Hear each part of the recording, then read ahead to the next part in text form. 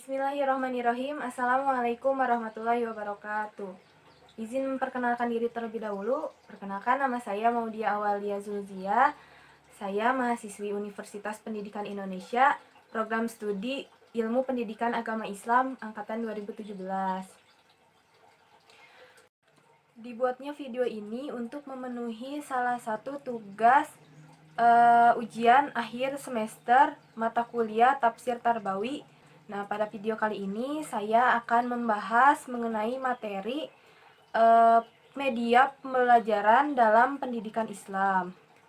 Pertama-tama saya akan membahas dulu mengenai pengertian dari medianya itu sendiri. Nah, media dalam perspektif pendidikan merupakan instrumen yang sangat strategis dalam menentukan keberhasilan proses belajar mengajar. Sebab media itu sendiri secara langsung dapat memberikan dinamika tersendiri kepada peserta didik. Menurut Umar Hamalik, media pembelajaran adalah alat, teknik, dan metode yang digunakan dalam rangka mengefektifkan komunikasi dan interaksi antara guru dan siswa dalam proses pendidikan dan pengajaran di sekolah. Adapun definisi dan peran media pembelajaran dalam pendidikan Islam sama halnya dengan definisi yang telah saya jelaskan tadi, yaitu sebagai alat bantu untuk mencapai tujuan pembelajaran dalam pendidikan Islam. Dalam konteks pendidikan, alat dan media itu jelas diperlukan, sebab alat atau media pengajaran itu mempunyai peranan yang sangat besar dan berpengaruh terhadap pencapaian tujuan pendidikan yang kita inginkan. Nah, manfaat dari media pembelajaran itu sendiri, yang pertama, bahan pelajaran akan lebih jelas maknanya sehingga dapat lebih dipahami oleh siswa dan memungkinkan siswa untuk menguasai tujuan pengajaran yang lebih baik. Kemudian, metode pengajaran menjadi bervariasi. Jadi, dalam menyampaikan materi, guru tidak perlu banyak berbicara agar siswa tidak bosan ketika guru menjelaskan gitu. Kemudian, siswa lebih banyak melakukan kegiatan belajar sebab tidak hanya mendengarkan penjelasan dari guru, tetapi juga siswa melakukan kegiatan lain seperti mengamati dan mendemonstrasikan. Kemudian, pengajaran akan lebih menarik perhatian siswa sehingga dapat menumbuhkan motivasi belajar pada siswa. Nah, selanjutnya saya akan menjelaskan ayat-ayat Al-Quran yang membahas mengenai media pembelajaran. Surat Al-Maidah ayat 31.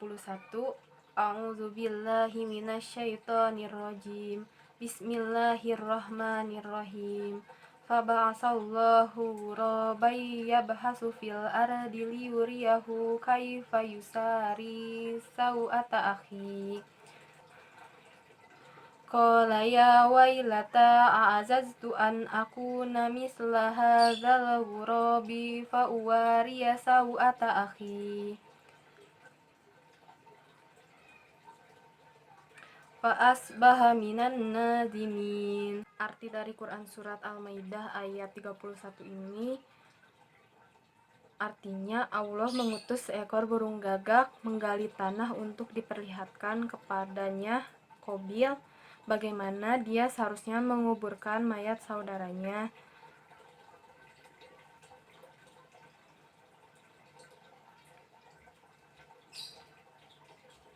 Qabil berkata, "Oh, celakalah aku, mengapa aku tidak mampu berbuat seperti burung gagak ini, sehingga aku dapat menguburkan mayat saudaraku ini." Maka jadilah dia termasuk orang yang menyesal.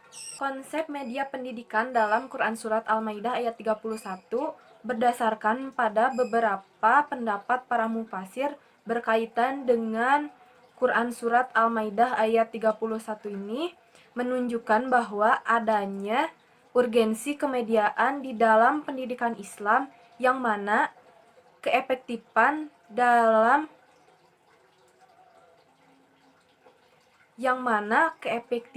dari sebuah pembelajaran tersebut akan tercapai jika adanya media pembelajaran yang mendukung dalam pembelajaran tersebut. Dengan adanya media mengantarkan pemahaman peserta didik ke tingkat learning by doing, bukan hanya learning by knowing saja. Hal ini didasarkan pada Quran Surat Al-Maidah ayat 31. Dalam Quran Surat Al-Maidah ayat 31 ini Dalam Quran Surat Al-Maidah ayat 31 ini menceritakan kisah dari anak Nabi Adam alaihi salam, yaitu Habil dan Qobil. Nah, sejarah dari kisah Habil dan Qobil ini merupakan peristiwa pembunuhan, kematian, dan penguburan manusia pertama di bumi.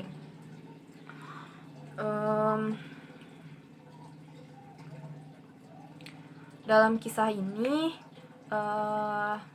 kita ketahui bersama kalau terjadi perselisihan antara Habil dan Qobil. Nah, kemudian Habil meninggal karena dibunuh oleh Qobil. Setelah itu, Qobil bingung apa yang harus dia lakukan terhadap mayat dari saudaranya tersebut. Kemudian datanglah dua burung gagak dan mereka saling berkelahi. Kemudian salah satu dari gagak itu meninggal, salah satu dari gagak itu mati. Kemudian gagak yang masih hidup itu menggali tanah untuk kemudian menguburkan gagak yang mati tersebut. Nah, dari peristiwa tersebut Qobil mendapatkan pembelajaran apa yang harus dia lakukan terhadap mayat dari Habil. Kemudian Qobil menguburkan mayat Habil. Nah, peran burung gagak di sini adalah sebagai media pembelajaran yang dikirim Allah untuk Qobil. Nah, dari pembahasan Quran Surat Al-Maidah ayat 31 ini dapat kita simpulkan bahwa konsep media di dalam Quran Surat Al-Maidah ayat 31 adalah media di dalam pendidikan Islam yang menjadikan manusia atau peserta didik mampu memahami materi sampai pada tingkatan learning by doing, sehingga terjadi internalisasi nilai pada dirinya, bukan hanya sekedar media yang hanya mengantarkan pada pemahaman teoritisnya saja.